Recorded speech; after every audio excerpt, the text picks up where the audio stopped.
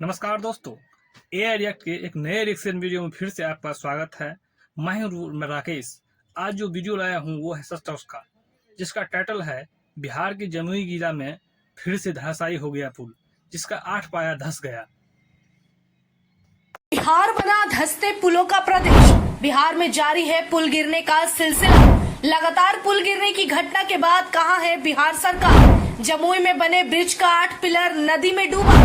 पुल के डूबने से करीब 2 दर्जन लोगों का आवागमन हुआ ठप। गांव वालों ने बताया कौन है इसका जिम्मेदार।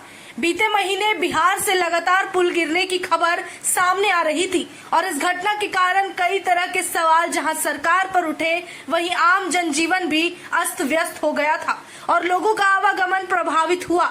एक बार फिर पुल गिरने की घटना में एक नया मामला सामने आया है और ये बिहार के जमुई इलाके में हुआ है, जहां काजवे पुल के कई पाए पानी में धंस चुके हैं। जैसे ही लोगों की नजर इस पर पड़ी तो लोगों ने इसे लेकर जानकारी दी और आवागमन को तुरंत उस पुल पर बंद करा दिया गया ताकि किसी भी बड़ी अनहोनी से बचा जा सके।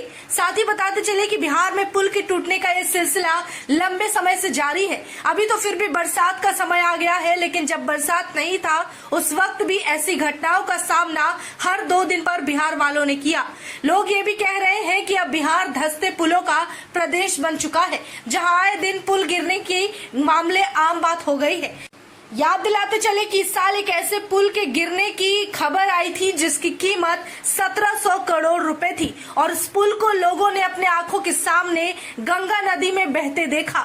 उस पुल ने काफी तूल पकड़ा, जहां कई कड़े और कड़वे सवाल बिहार सरकार पर पुल को लेकर खड़े हुए और ऐसे में कोर्ट ने भी इस पर रिपोर्ट मांगी थी।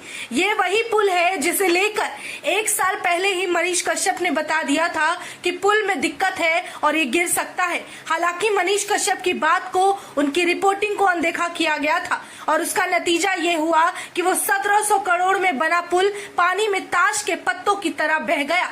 वहीं हाल ही में बिहार के जमुई जिले में बारिश के बाद एक और पुल धंसा है और ये पुल बरहट प्रखंड के सहसा गांव में स्थित था। पुल धंसने से आने जाने की समस्या हो गई है। वहीं करीब 24 गांव के लोग इससे प्रभावित हुए हैं। अब इस पुल के गिरने के बाद गांव वालों ने आरोप लगाया कि पुल की मरम्मत के लिए कई बार जिला प्रशासन से गुहार लगाई जा चुकी थी, लेकिन कोई कार्रवाई नहीं की गई, जिसके चलते ये पुल धंसा है और पुल धंसने के बाद लोगों में गुस्सा है। वहीं गाँव वालों ने सरकार और प्रशासन के खिलाफ जमकर नारेबाजी करना शुरू कर दिया। बता दें, जिला में गुरुवार से रुक रुक कर तेज बारिश हो रही थी।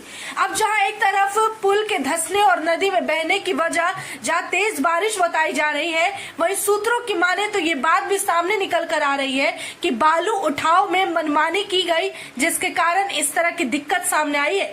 दरअसल बालू उठाने का काम पिलर के नजदीक यानी कि पुल के पिलर के पास किया जा रहा था और इसका विरोध गाँव वालों ने किया था ताकि किसी भी तरह से पुल को कोई नुकसान ना पहुंचे, लेकिन बालू उठाने वालों ने गांव वालों की बिल्कुल नहीं सुनी और पिलर के पास से ही बालू निकालने लगे। इसके बाद ये भारी नुकसान हुआ है।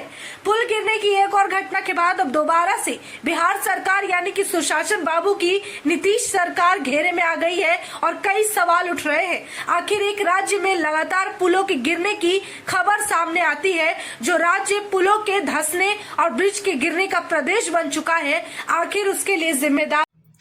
कुछ दिन पहले बिहार के भागलपुर में 1700 करोड़ का पुल धराशायी हो गया था और फिर भी ये सरकार संभलने को नाम नहीं ले रही है, जबकि मनीष कश्यप ऐसा पत्रकार वहां पे जाकर ग्राउंड रिपोर्टिंग करके सरकार को समझाने का काम किया था।